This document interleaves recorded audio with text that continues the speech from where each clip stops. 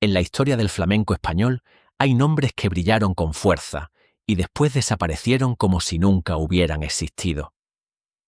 Juanito Maravillas es uno de esos casos incómodos. Una voz capaz de silenciar un tablao entero. Un artista señalado por muchos como heredero natural del cante más puro. Y sin embargo, un nombre que hoy apenas se pronuncia. No por falta de talento, sino por una desaparición tan repentina como inquietante. ¿Qué ocurrió realmente con Juanito Maravillas cuando su carrera parecía destinada a consolidarse entre los grandes? ¿Por qué un cantaor respetado por su profundidad y su fidelidad al flamenco tradicional fue empujado al silencio? No hubo un escándalo público que lo explicara. No existió un comunicado oficial. Solo una ausencia prolongada que nadie se atrevía a aclarar. Algunos afirmaron que se negó a adaptarse a los nuevos tiempos, que rechazó convertir el flamenco en un producto comercial. Otros insinuaron que su carácter y su forma de entender el arte lo enfrentaron a intereses más poderosos que él. Pero detrás de esas versiones fragmentadas se esconde una verdad mucho más compleja y dolorosa. Juanito Maravillas no cayó por casualidad. Su silencio no fue una decisión espontánea. Fue el resultado de tensiones internas de un entorno que castigaba a quien no aceptaba ciertas reglas no escritas. En un mundo donde la pureza artística empezaba a ser vista como un obstáculo, él eligió no traicionarse aun sabiendo el precio que tendría que pagar. Durante años, su historia quedó enterrada bajo la indiferencia y el olvido. Hoy, esa historia merece ser contada con claridad, sin adornos, sin miedo. Porque entender lo que le ocurrió a Juanito Maravillas es también entender una de las sombras más incómodas del flamenco moderno. Hoy conocerás la verdad completa. Juanito Maravillas nació en un entorno donde el flamenco no era un espectáculo, sino una forma de respirar. Creció en una España marcada por la rigidez social, por el peso de las jerarquías culturales y por una idea muy concreta de lo que debía ser el arte popular. En su infancia el cante no era una aspiración profesional, era una presencia constante. Sonaba en reuniones familiares, en celebraciones modestas, en noches largas, donde la emoción se imponía al silencio. Desde muy joven, aprendió que cantar no consistía en agradar, sino en decir la verdad con la voz. Su familia no pertenecía a la élite artística ni a los circuitos de poder cultural. Venía de un mundo humilde donde el trabajo duro y la dignidad personal eran valores innegociables. Ese origen marcó profundamente su carácter. Juanito no fue educado para buscar aplausos fáciles. Fue educado para respetar el cante, para entenderlo como herencia y responsabilidad. En ese contexto, la disciplina y la escucha eran tan importantes como el talento. La España de su niñez vivía aún bajo una fuerte vigilancia cultural. El flamenco existía sí, pero debía encajar en ciertos moldes. Se toleraba como símbolo folclórico siempre que no cuestionara nada, siempre que no se desviara del guión aceptado. Juanito creció observando esa tensión constante entre expresión y control. Aprendió pronto que decir demasiado incluso cantando podía tener consecuencias. Esa conciencia temprana lo volvió prudente pero también obstinado. Sus primeros contactos con el escenario no ocurrieron en grandes teatros. Fueron espacios pequeños, casi invisibles para el gran público. Tablaos discretos, peñas locales, reuniones, donde el respeto se ganaba con silencio y atención. Allí, Juanito empezó a destacar no por su volumen ni por su teatralidad, sino por su forma de decir. Su cante no buscaba impresionar, buscaba conmover. Y eso en un ambiente tan exigente no pasaba desapercibido. Hubo anécdotas que más tarde circularían entre los aficionados.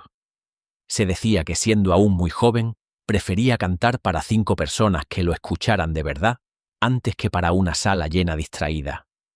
Esa actitud que algunos veían como integridad artística, otros la interpretaban como falta de ambición. Juanito nunca aclaró esa percepción. Simplemente siguió cantando como sentía que debía hacerlo. El contexto social tampoco ayudaba a quienes no encajaban en las nuevas dinámicas del espectáculo. A medida que el flamenco comenzaba a profesionalizarse y a adaptarse a mercados más amplios, surgía una presión silenciosa para suavizar los bordes, para hacer el cante más accesible, más vendible. Juanito observaba ese proceso con distancia. No lo rechazaba abiertamente, pero tampoco lo abrazaba. Prefería mantenerse fiel a una idea de autenticidad que estaba empezando a volverse incómoda. Durante esos años formativos, Juanito absorbió influencias profundas, no solo de grandes voces, sino de historias de vida marcadas por la pérdida, el esfuerzo y la resistencia. Su cante se fue cargando de una gravedad poco común para su edad. Quienes lo escuchaban percibían algo distinto. Había en su voz una madurez que no correspondía con su juventud. Esa diferencia empezó a llamar la atención, pero también a generar expectativas difíciles de sostener. Sin darse cuenta, Juanito Maravillas estaba entrando en un camino estrecho. Uno donde el talento no siempre garantizaba protección, donde la fidelidad al origen podía convertirse en un problema. El niño que había aprendido a cantar, para decir la verdad, estaba a punto de enfrentarse a un mundo que no siempre estaba dispuesto a escucharla. Ese era el punto de partida, el suelo firme desde el cual su carrera despegaría con fuerza, pero también la raíz de los conflictos que más adelante terminarían marcando su destino. El ascenso de Juanito Maravillas no fue inmediato ni espectacular. No llegó envuelto en campañas de promoción ni impulsado por grandes nombres. Su crecimiento fue lento, casi silencioso, pero constante. Quienes lo escuchaban sabían que estaban ante algo serio. No era un cantaor de impacto rápido, era un artista que se quedaba dentro, que obligaba al oyente a detenerse. Y en un mundo cada vez más acelerado, eso empezaba a ser una rareza. Sus primeras oportunidades reales llegaron cuando comenzó a ser llamado para actuar fuera de su entorno habitual. Peñas más exigentes, festivales modestos, encuentros donde el público no regalaba el aplauso. Allí, Juanito empezó a consolidar una reputación muy concreta. No era el más mediático, pero sí uno de los más respetados. Su forma de decir, el cante contenida y profunda, contrastaba con propuestas más vistosas que dominaban los carteles. A medida que su nombre circulaba entre aficionados y profesionales, surgió una expectativa clara. Muchos lo veían como una figura destinada a preservar una manera de cantar que parecía estar perdiendo espacio. Esa etiqueta, aunque halagadora, también era una carga. Juanito no buscaba ser símbolo de nada. Solo quería cantar como sabía, pero el entorno empezaba a proyectar sobre él una responsabilidad que no había elegido. El reconocimiento trajo consigo escenarios más grandes y compromisos más visibles. Su voz, marcada por la sobriedad y la emoción contenida, comenzaba a destacar en un panorama donde el flamenco se abría a fusiones y formatos más accesibles. Para algunos programadores, Juanito representaba autenticidad. Para otros, un riesgo comercial. Esa división marcó desde el principio su relación con la industria. El público que lo seguía lo hacía con una devoción particular. No eran multitudes ruidosas. Eran oyentes atentos, conocedores, personas que buscaban algo más que entretenimiento. En sus actuaciones el silencio pesaba tanto como el aplauso. Cada pausa, cada inflexión parecía tener un sentido. Esa intensidad generaba respeto, pero también incomodidad en ciertos contextos donde se esperaba un espectáculo más ligero. Con el éxito llegaron también las primeras presiones, sugerencias sobre repertorio, sobre duración, sobre adaptación a nuevos formatos. Nada se le imponía de forma directa, pero el mensaje era claro. Para avanzar, debía flexibilizar su propuesta. Juanito escuchaba, asentía, pero rara vez cambiaba. Su resistencia no era agresiva, era tranquila, casi obstinada. Y eso en un sistema basado en concesiones empezaba a ser problemático. Aún así, su carrera parecía avanzar. Cada actuación reforzaba la idea de que estaba destinado a ocupar un lugar relevante en el flamenco contemporáneo. Había una sensación de equilibrio frágil, como si todo dependiera de una decisión futura, de un gesto, de una palabra, de un momento en el que habría que elegir entre permanecer fiel o adaptarse para sobrevivir. Ese momento no tardaría en llegar. Lo que parecía una consolidación natural se transformaría pronto en una encrucijada, y la elección que Juanito Maravillas estaba a punto de hacer cambiaría el rumbo de su vida para siempre. La crisis de Juanito Maravillas no estalló con un titular escandaloso ni con una escena pública imposible de ignorar. Fue más sutil, más cruel. Se manifestó como una cadena de decisiones tomadas en despachos cerrados, como una sucesión de puertas que dejaron de abrirse sin explicación. De un día para otro, actuaciones previstas se cancelaron. Invitaciones habituales dejaron de llegar. El silencio empezó a rodearlo con una precisión inquietante. El detonante no fue un exceso ni un error visible. Fue su negativa constante a diluir su cante. En un momento en que el flamenco buscaba adaptarse a nuevos públicos, a formatos televisivos y a circuitos más rentables, Juanito representaba una incomodidad. Su forma de cantar exigía atención respecto tiempo. No encajaba en los tiempos acelerados ni en la lógica de consumo que comenzaba a imponerse, y eso empezó a verse como un problema. Algunos programadores lo consideraban difícil. Otros lo tildaban de inflexible. La palabra pureza, que antes lo había elevado, empezó a utilizarse como advertencia. No había un veto oficial, pero sí una censura práctica. No se le prohibía cantar. Simplemente se le dejaba fuera. El resultado era el mismo. Su presencia en los escenarios se redujo drásticamente. La reacción del entorno fue ambigua. Algunos compañeros guardaron silencio por miedo a verse arrastrados por la misma dinámica. Otros intentaron aconsejarle que cediera, que adaptara su discurso artístico para sobrevivir. Juanito escuchaba pero no cambiaba. Para él, modificar su cante no era una estrategia, era una traición. Y esa postura noble pero implacable lo dejó cada vez más solo. El golpe emocional fue profundo. Pasar de una trayectoria ascendente al aislamiento, sin una explicación clara, desgasta incluso al espíritu más firme. Juanito comenzó a dudar, no de su arte, sino de su lugar en el mundo. La incertidumbre económica se sumó a la herida simbólica de sentirse descartado. No había enfrentamiento directo, no había un enemigo visible, solo una maquinaria que avanzaba sin él. La prensa especializada apenas abordó su situación. No porque no fuera relevante, sino porque resultaba incómoda. Reconocer lo que estaba ocurriendo implicaba aceptar que el sistema también expulsaba a quienes no se sometían. Así su crisis quedó envuelta en una niebla de rumores, interpretaciones parciales y silencios convenientes. La pregunta empezó a circular entre quienes aún lo seguían de cerca.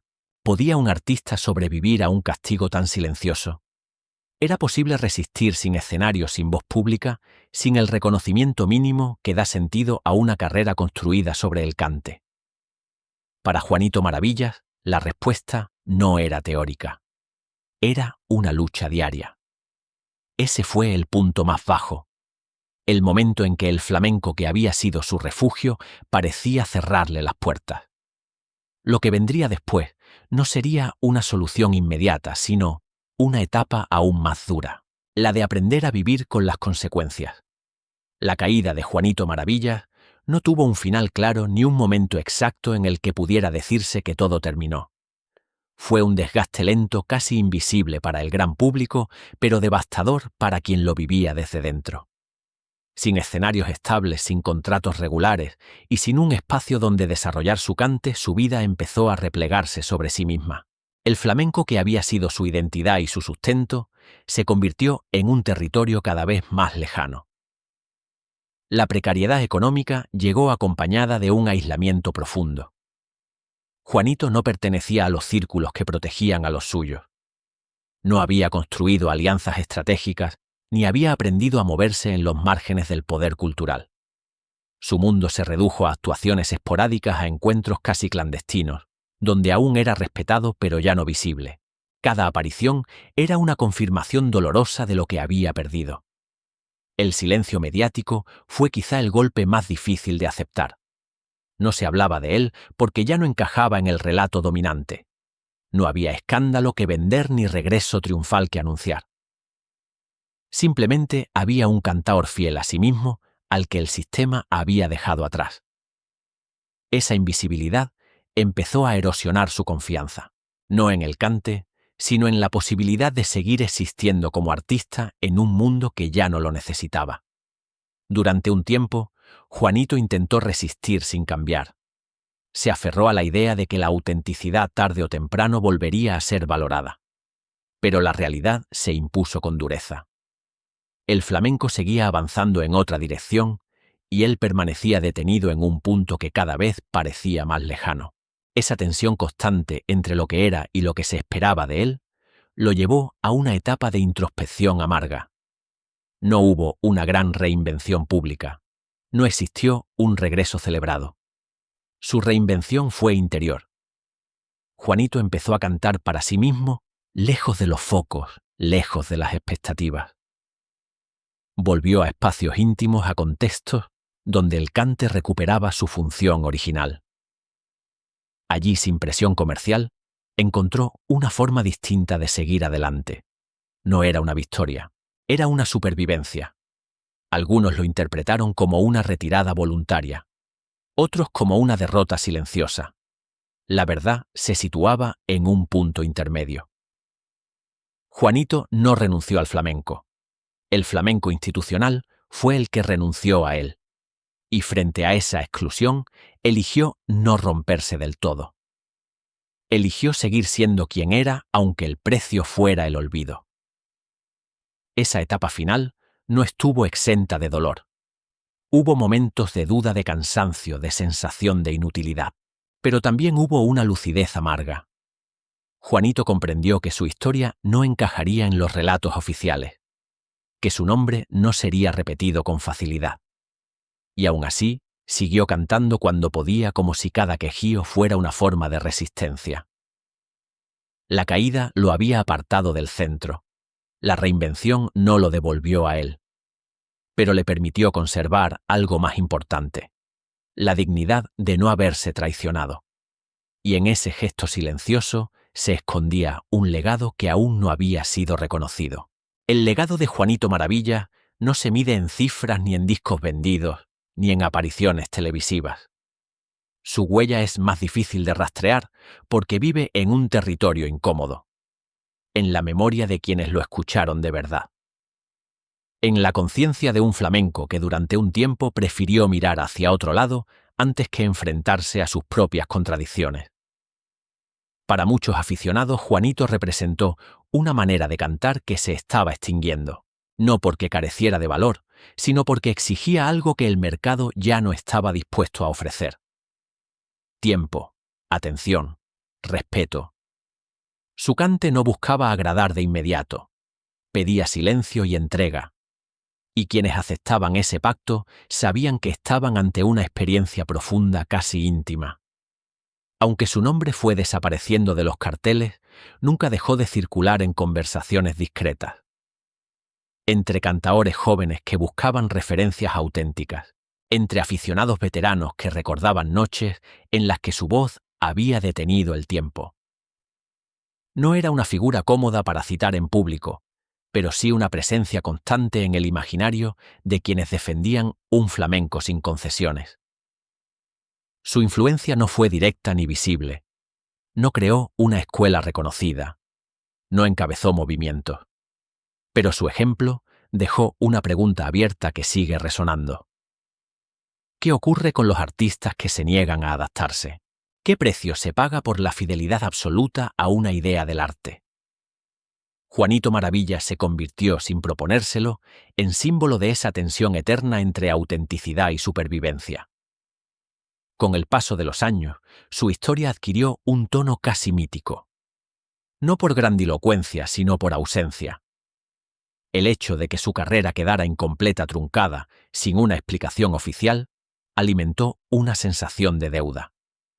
como si algo hubiera quedado sin resolver. Su memoria empezó a ser reivindicada no desde las instituciones, sino desde la emoción colectiva de quienes sentían que había sido injustamente apartado. En ese recuerdo, Juanito no aparece como un mártir ni como un héroe. Aparece como un artista coherente. Alguien que eligió no traicionarse aunque supiera que el coste sería alto. Esa coherencia en un mundo lleno de adaptaciones forzadas terminó convirtiéndose en su verdadera herencia. Hoy su nombre vuelve a pronunciarse con cautela pero también con respeto. No como una figura del pasado que deba ser rescatada para el consumo nostálgico, sino como un recordatorio incómodo.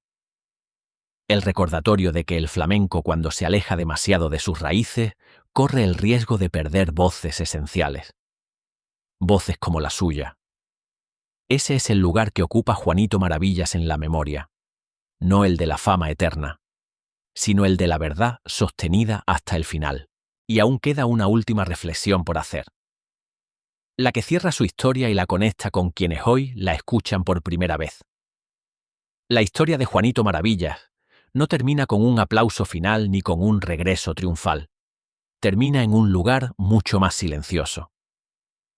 En ese espacio donde quedan los artistas que no se adaptaron, que no negociaron su esencia, que prefirieron desaparecer antes que deformar lo que eran. Su vida no fue una caída espectacular, fue una erosión lenta provocada por un sistema que solo tolera la pureza mientras no incomoda. Juanito no fue una estrella fugaz. Tampoco fue un mito construido por la industria. Fue algo más incómodo. Un recordatorio de que el flamenco, cuando se convierte únicamente en producto, deja atrás a quienes lo entienden como verdad. Su silencio no fue vacío, fue una consecuencia. Y entender esa consecuencia es comprender una parte oscura de la historia cultural española que rara vez se cuenta.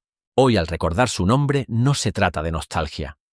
Se trata de justicia simbólica, de aceptar que hubo artistas que pagaron un precio demasiado alto por mantenerse fieles. Juanito Maravillas no perdió su lugar por falta de talento. Lo perdió porque eligió no traicionarse. Y esa elección, aunque lo expulsó del centro del escenario, lo mantuvo íntegro hasta el final. Su voz ya no resuena en los grandes espacios, pero sigue viva en quienes creen que el arte no siempre debe agradar, en quienes entienden que hay verdades que no caben en formatos cómodos, en quienes saben que algunas historias solo sobreviven si alguien se atreve a contarlas. Porque Juanito Maravillas no pertenece al olvido. Pertenece a la memoria de quienes todavía buscan autenticidad en medio del ruido. Y mientras esa búsqueda exista, su nombre seguirá teniendo sentido. Y si quieres descubrir otra historia igual de sorprendente, marcada por el silencio, la censura y una verdad incómoda, mira ahora el siguiente video recomendado en el primer comentario.